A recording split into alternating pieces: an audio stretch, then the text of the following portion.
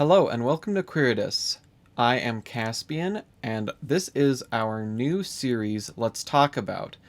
In this series, we will discuss different misunderstood sexualities and gender identities, and any other misunderstood topics pertaining to the LGBTQ2S+ community.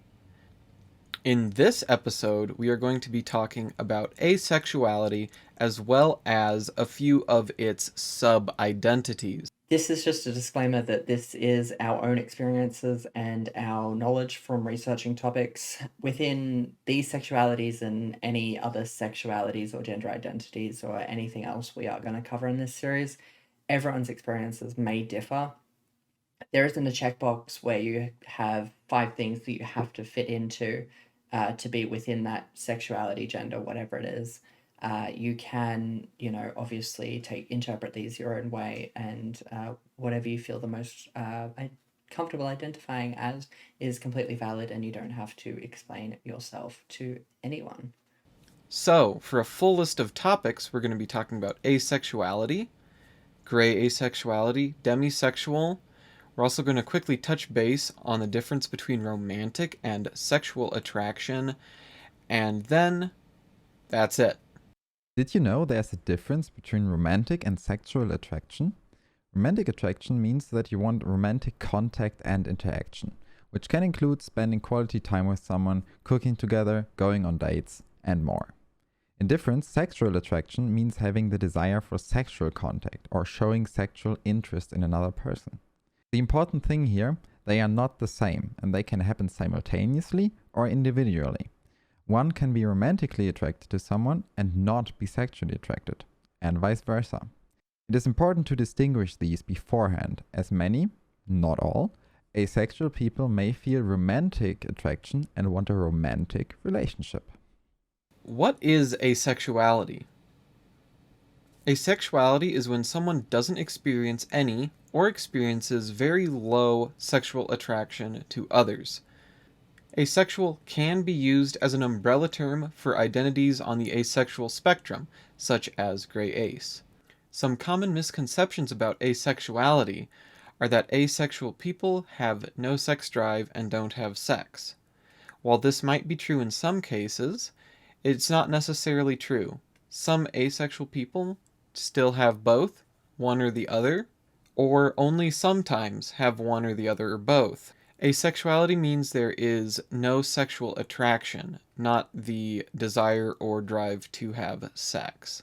Moving along to one of our subterms for asexual, gray ace, gray sexual, gray asexual. Any of those terms are acceptable. People use some, don't use others, use a combination. Whichever suits you best is which one you should use. Being gray ace means that you fall between asexual and allosexual. Quick aside for allosexual, allosexual is a term used by those who experience sexual attraction in a regular and traditionally normal sense. So, being gray ace just means you fall between asexual and allosexual. You could feel sexual attraction in people a little bit and be mostly asexual, or vice versa. You could also only feel it sometimes in certain situations. Just know that there is no right or wrong way to be gray ace. It is a term that can fit you if you want it to.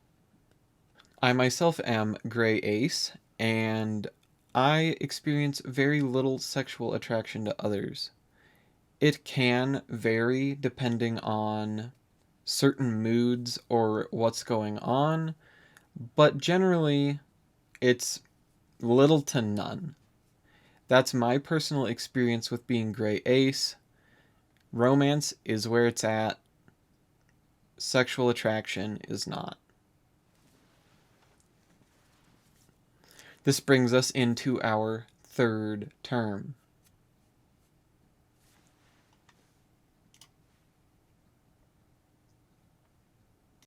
So, what is demisexuality? It's a sexual identity which falls on the asexual spectrum, referencing the degree of attraction experienced towards others.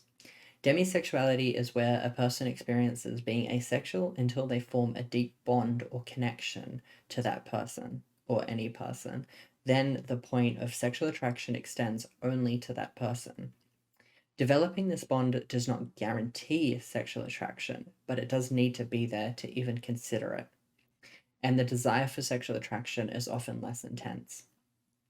Most demisexuals like me consider themselves on the asexual spectrum as they don't experience primary attraction, which is the initial attraction people feel that could be based on appearance or voice.